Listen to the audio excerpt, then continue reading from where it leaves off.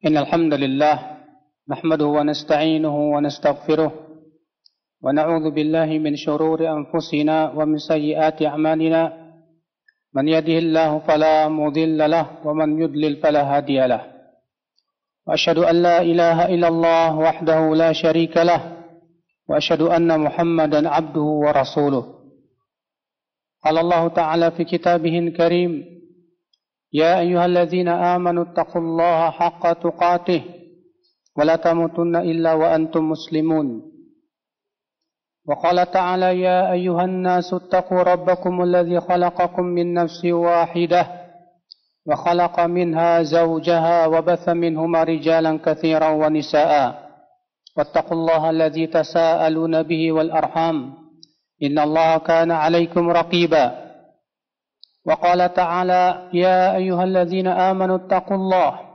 وقولوا قولا سديدا يصلح لكم أعمالكم ويغفر لكم ذنوبكم ومن يطع الله ورسوله فقد فاز فوزا عظيما أما بعد فإن أصدق الحديث كتاب الله وخير الهدي هدي محمد صلى الله عليه وسلم وشر الأمور محدثاتها وكل محدثة بدعة وكل بدعة ضلالة وكل ضلالة في النار. Ummatul Islam, di antara perkara yang Rasulullah sallallahu alaihi wasallam berlindung darinya, beliau berlindung daripada hati yang tidak khusyuk. Beliau berdoa, Allahumma inni a'udzubika min ilmin la yanfa' wa min qalbin la yakhsha'. Ya Allah, aku berlindung kepada Engkau dari ilmu yang tidak bermanfaat dan dari hati yang tidak pernah bisa khusyuk. Ketika kita sholat, kita tidak bisa khusyuk.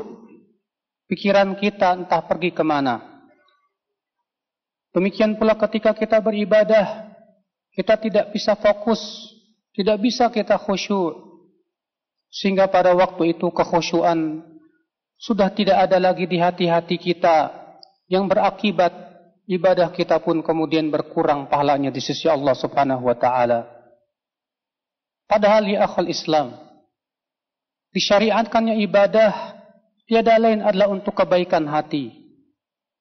Ketika ibadah tidak mempengaruhi hati, ibadah itu sama sekali tidak bernilai di mata Allah atau berkurang pahalanya di sisi Allah Subhanahu wa taala.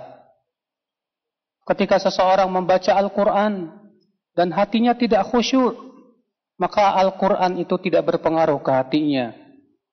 Ketika seseorang sholat dan hatinya tidak khusyuk, sholat pun tidak berpengaruh kepada hatinya. Sementara Imam Ahmad pernah ditanya, apa amal yang paling utama di sisi Allah? Maka Imam Ahmad berkata, lihatlah ibadah yang paling merubah hatimu, yang paling benar-benar terasa di hatimu, maka itulah yang paling utama. Ketika kita sholat penuh kekhusyuan, kita benar-benar merasa takut kepada Allah di saat sholat kita, dan kita berusaha untuk merasakan kenikmatan sholat itu, maka sholat itu benar-benar akan mempengaruhi hati kita ya akhal Islam. Maka di saat itulah sholat akan memberikan kepada kita kekuatan untuk meninggalkan perkara yang keji dan mungkar. Allah berfirman, Inna salata tanha anil fahsya'i wal munkar. Sesungguhnya salat itu mencegah dari perbuatan keji dan mungkar. Ketika seorang khusyuk di dalam salatnya, dia pasti akan merasakan kenikmatan dalam salat. Maka di saat itu ia akan merasa asyik bermunajat kepada Allah. Di saat itu dia akan merasa suka untuk berlama-lamaan berduaan dengan Allah. Makanya lihat bagaimana salatnya Rasulullah sallallahu alaihi wasallam. Beliau salat malam hatta tarimat qadamah, sampai kakinya itu bengkak. Ketika ditanya oleh Aisyah, "Kenapa engkau lakukan hai Rasulullah? Sementara Allah telah mengampuni dosa-dosamu yang dahulumu pun yang akan datang." Kata Rasulullah, "Afala akunu 'abdan syakura?" Tidakkah aku menjadi hamba yang bolehkah aku menjadi hamba yang bersyukur? Rasulullah SAW justru merasakan kenikmatan luar biasa itu di dalam salat. Sampai-sampai Rasulullah bersabda kepada Bilal, "Ya Bilal, arihna bis salah."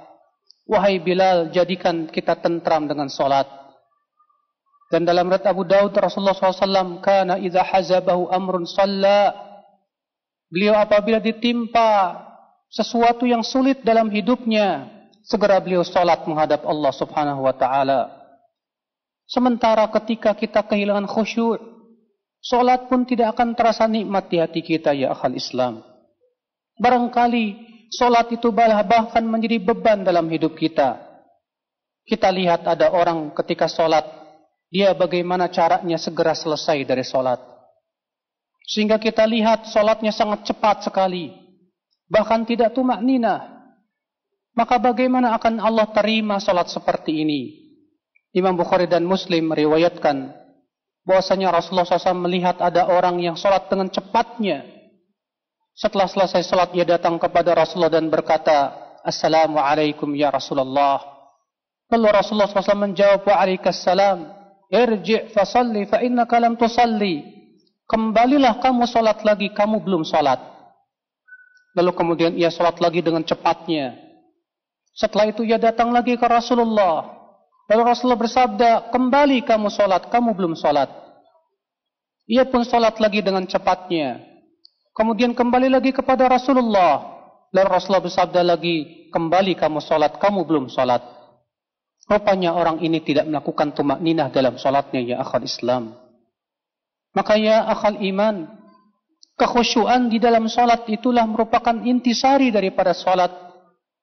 Ketika kita khusyuk di dalam solat kita dan dalam ibadah kita, itulah yang akan mempengaruhi hati kita, yang akan memberikan kepada kita kekuatan di dalam solat kita, bahkan dalam kehidupan kita.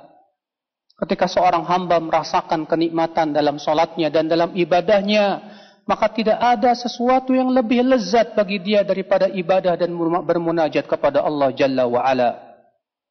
Ketika ia zikir, lalu ia khusyuk dalam zikirnya, ia ucapkan subhanallah dan benar-benar terasa di hatinya. Dia ucapkan alhamdulillah benar-benar terasa di hatinya. Dia merenungkan tentang kebesaran penciptanya. Disitulah ya akhal Islam, zikir itu menjadi besar pahalanya di sisi Allah Jalla wa'ala. Disitulah ya akhal Islam, akan muncul ketakwaan hati. Sebagaimana Allah berfirman, Ya ayuhan nasu u'budu rabbakumul ladzi khalaqakum walladzina min qablikum la'allakum tattaqun. Wahai manusia, beribadahlah kamu kepada Rabbmu yang telah menciptakan kamu dan menciptakan orang-orang sebelum kamu agar kamu bertakwa. Allah mengatakan bahwa ibadah itu tujuannya untuk menghasilkan ketakwaan. Berarti ibadah yang tidak menghasilkan ketakwaan, itu berarti tanda ibadah itu belum diterima oleh Allah Subhanahu wa taala. Allah berfirman, "Innama yataqabbalullahu minal muttaqin." Allah hanyalah menerima dari orang-orang yang bertakwa saja, kata Allah. Maka bagaimana akan diterima salat orang yang tidak khusyuk salatnya? Sementara dia ingin cepat-cepat dan tergesa-gesa dalam salatnya, seakan-akan salat itu beban dalam hidupnya. Ya akhal Islam, maka jadikanlah salat sebagai kebutuhan hidup kita. Jadikan ibadah sebagai kebutuhan hidup kita, dan tidak mungkin kita merasakan kelezatan kecuali dengan cara khusyuk di hati kita. Aqulu qawli hadza wa astaghfirullah li wa lakum.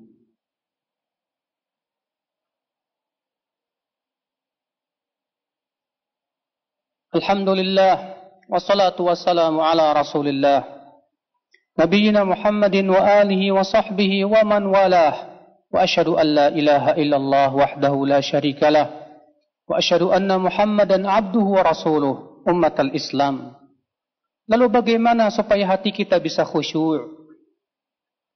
Sesungguhnya kata para ulama, kekhusyuan mengikuti pengenalan kita kepada Allah. Semakin kita kenal Allah, lalu tumbuh rasa takut kepada Allah, tumbuh rasa cinta kepada Allah dan berharap kepadanya, maka di saat itulah kekhusyuan pun semakin kuat di hati seorang hamba. Semakin seorang hamba kurang rasa takutnya kepada Allah, kurang ia cintanya kepada Allah dan kurang pula berharapnya kepada Allah, semakin khusyuknya pun berkurang di hatinya, ya akhal Islam. Maka kekhusyuan itu ya akhi, muncul dari pengenalan kita kepada Allah Jalla wa'ala.